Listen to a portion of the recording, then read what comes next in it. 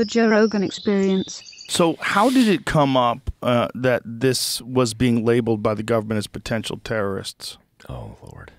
Oh, man. Because when I read that, I was like, this has got to be a mistake. Like, this has got to be just a misinterpretation of what you guys are doing. Yeah. So I will say this. When I thought I was being suppressed, and then people were like, yeah, but, you know, it's just your analytics suck or whatever. I was like, yeah, it's probably that. You know, I was being optimistic about that.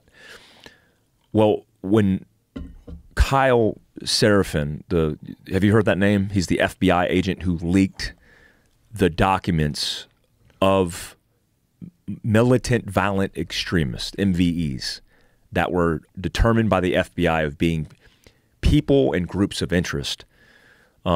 I knew it was a reality. This just recently happened. This is probably 6 months ago. This just got leaked. So let's back up like a couple years. When I started a group called American Contingency, the idea for that group was coming from the issues in Chaz. Remember Chaz? Like that little shit community. They basically blocked off a city block in Seattle. Yeah. And a rapper did that. And the police told the community, the police chief told the police through an email, we will not respond to calls in and around the area of Chaz unless it's a mass casualty event. So there were law-abiding citizens who were getting affected by politics, you know, coming down on law enforcement officers and telling them not to do their damn job. So when this kind of evolved, I said, I'm going to start a group called American Contingency where people can depend on each other. They could help people help each other out. So that kind of manifested itself into a group, a forum, and the FBI analyst that was doing open source searches on intelligence discovered the group and determined that we were extremist and labeled us so. When he did that, he contacted Facebook. The FBI contacted all these social media platforms. My company account got shut down from Shopify. Shopify said, you have 48 hours to get your information and you're gone. So a multi-million-dollar business, gone. No way to get it back, no way to contest it or fight it because I don't have millions of dollars and a lawyer to fight it. 48 hours to offboard it, and it was gone. The FBI also told Facebook banned us on all the traffic. American Contingency got banned, and all the shit got shut down. Suppressed for years and thinking like, what the hell is going on? I had an insider in Facebook who just got laid off during the Meta layoff. He actually, 4 months ago, before he got laid off, I said, hey, can you look into American Contingency, a community-based group, a freaking group of good Americans helping each other in a time of crisis, natural man-made disasters.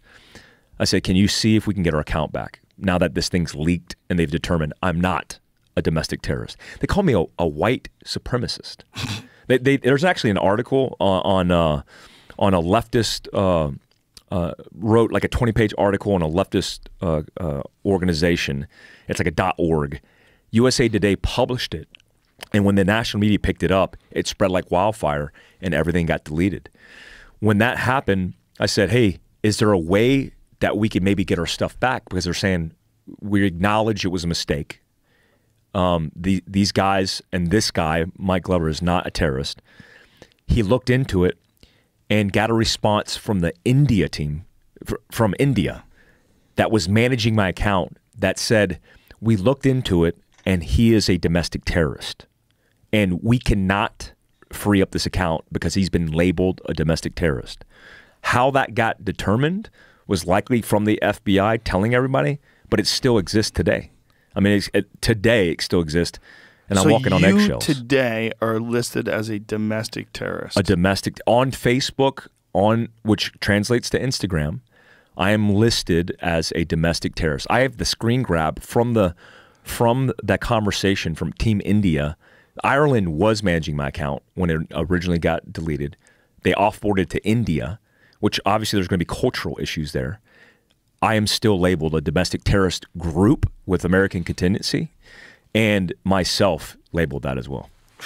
Now, when they do this, do they have to point to any one specific thing that you guys are advocating? Like, how can they just say you're a domestic terrorist because you're telling people how to travel from Arizona to Canada and one tank of gas, and how, you know, to treat wounds and how to deal with a one-on-one combat situation? Like, what, don't they have to have one thing they can point to? Well, Mike Glover said this, so this puts him in that category.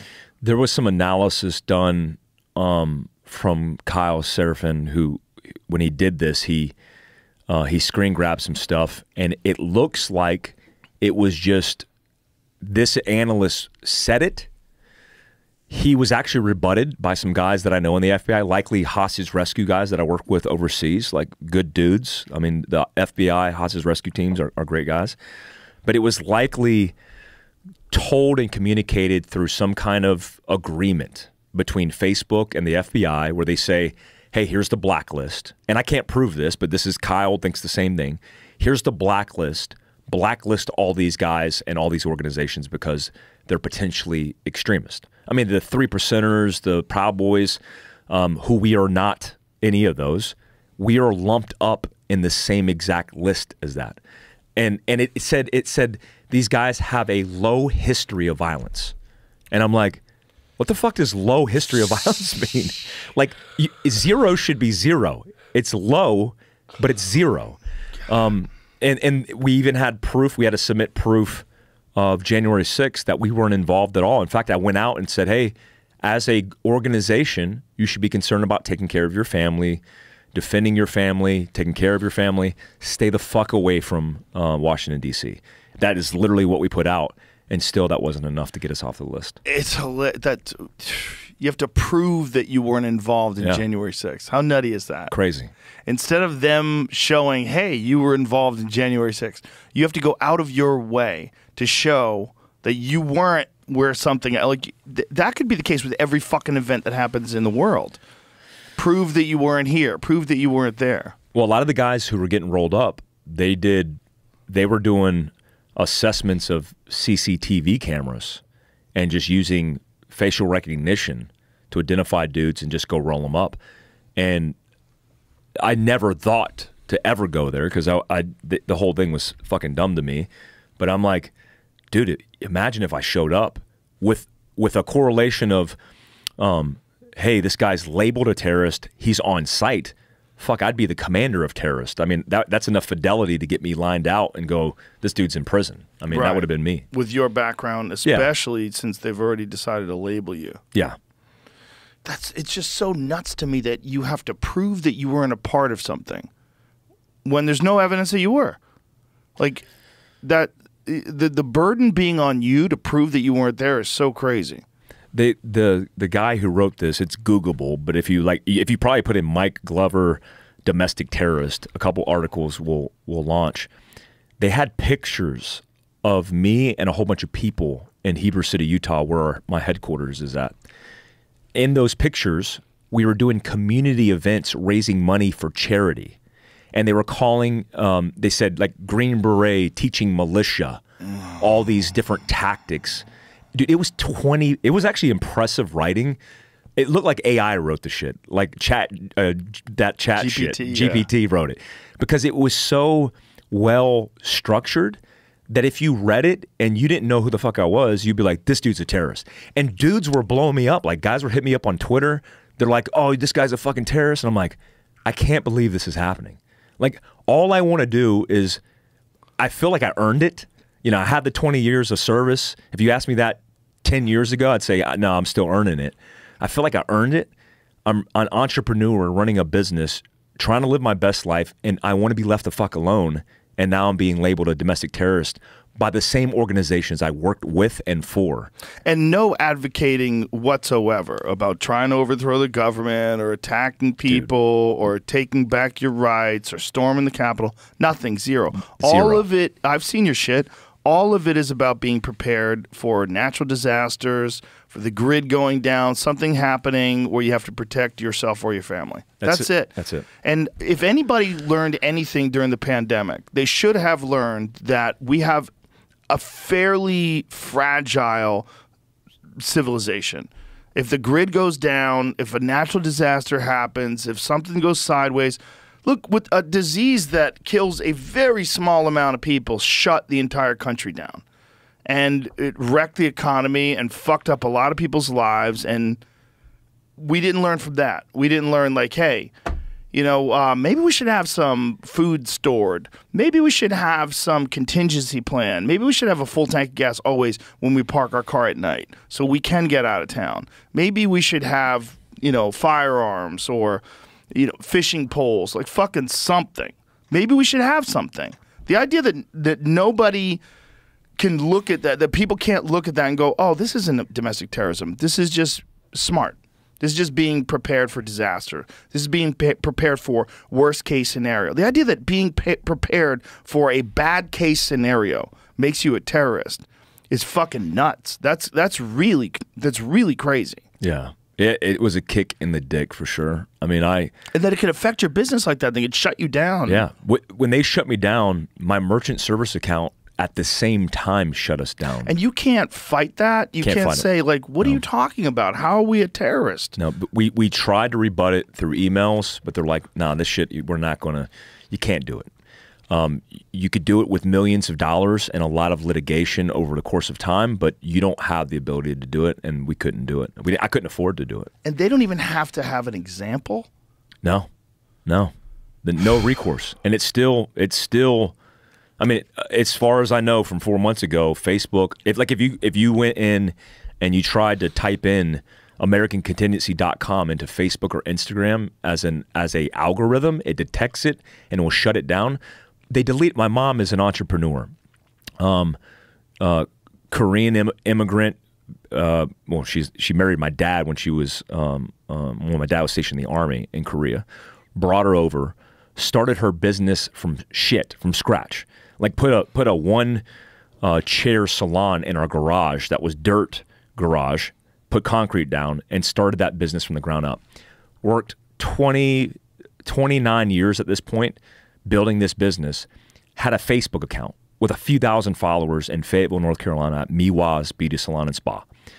They deleted it. They deleted her account because she reposted something from that account saying something like, I'm proud of my son. And they deleted her account because anybody who reposted the link immediately got their shit deleted with no explanation, completely deleted forever. When did this become a narrative? Like, when did being prepared? Because, you know, they used to have those prepper TV shows, and a lot of them just seemed paranoid, and some of them just seemed wise. Like, some of them just seemed like, hey, it'd probably be a good idea to have some food laying around. Probably be a good idea to have a plan in case anything goes bad. Well, when did it become a narrative that someone who's preparing is a potential domestic terrorist?